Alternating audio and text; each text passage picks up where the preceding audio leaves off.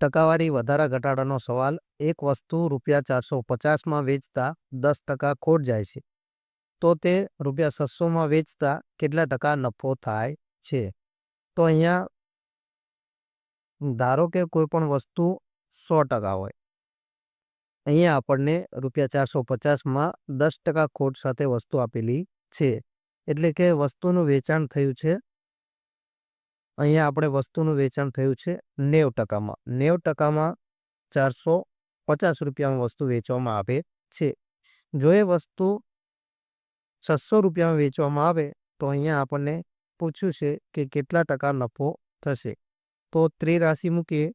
600 ગુણ્યા 90 છેદમાં 450. અંશ અને છેદમાંથી શૂન્ય ગયા. 9 પંચા 45 અને 12 પંચા 60. તો અહીંયા 120 આવશે.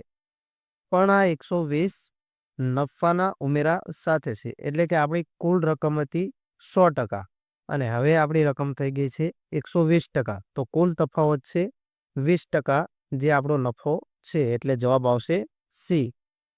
જો વિડીયો ગમ્યો હોય તો વિડીયોને લાઈક કરો અને આવા ને આવા મેથ્સ PYQ જોવા માટે આપણી ગુજરાતી ગણિત ચેનલને સબસ્ક્રાઈબ કરો અને તમારા મિત્રોને શેર કરો.